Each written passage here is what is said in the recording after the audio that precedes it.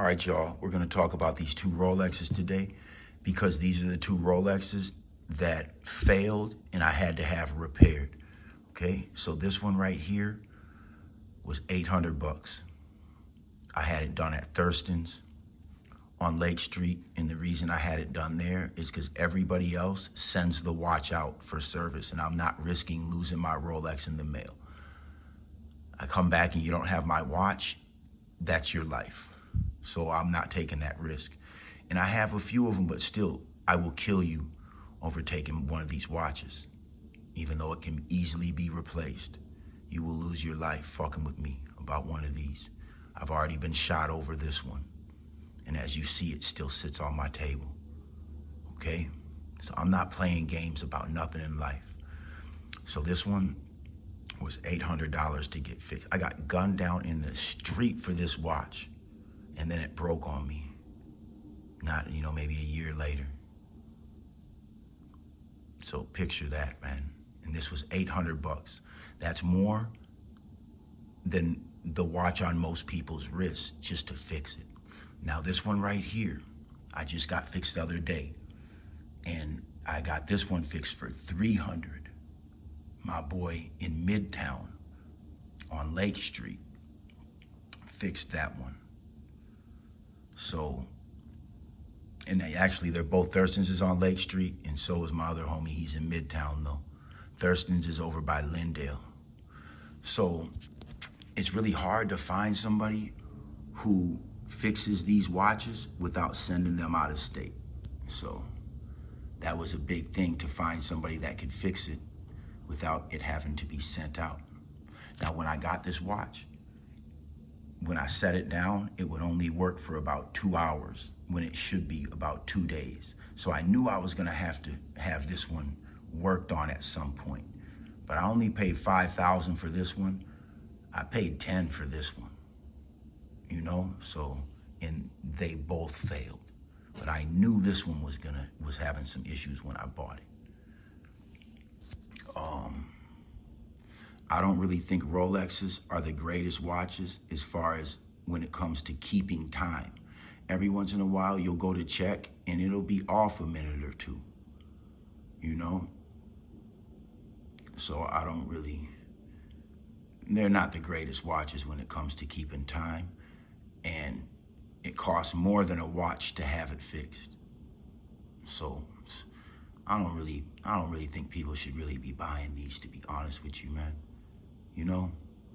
So a lot of people can tell, a smart person can tell if a Rolex is fake without taking the back of it off, just by looking at certain things like maybe the crown, or if you see anything where underneath that gold you see stainless, it's fake. Nothing is plated on these watches. Everything is solid. You're never gonna see it rub off. The first place it's gonna rub off though is gonna be this crown area potentially, because it rubs up against things. So if you're trying to figure out if a watch is real or fake, and honestly, a person could have, all this could be real and the internals could be fake. So you really have to take them apart.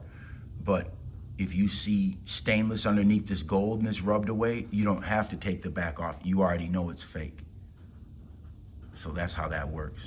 It's actually pretty simple for the most part. My roommate's got a couple of fake ones, and I told him, I flipped it to the side and I showed him, this is how I know it's fake. If you were in my house and we were doing a deal, I would know that your Rolex is fake because I can see it. So I told him, beware who you wear that watch in front of when you're doing business, because a smart person can tell it's fake,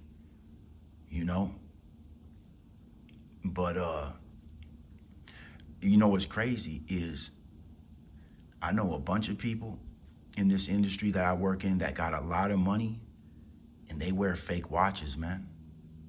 And they make more money than me.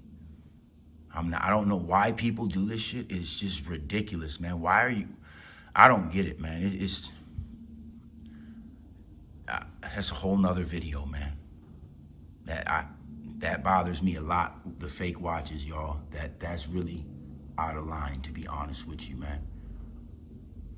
But that's what it is. I got 4 Rolexes, and then I got another replacement dial face. I have a pearl face that I can put in any of those.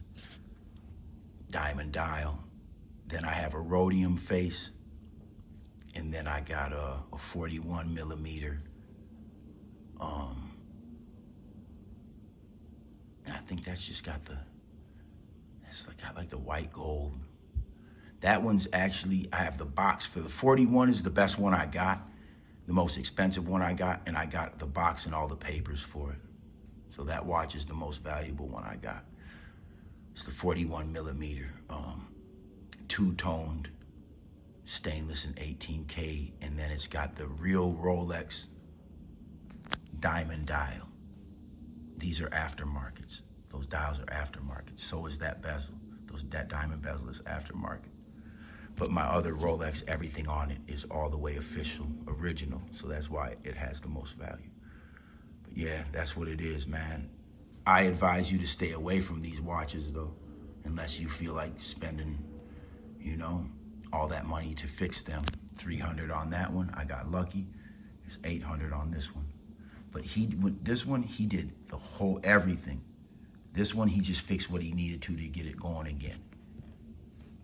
Thurston's, he replaces every single part. My boy, he just replaces the parts that needed to be done.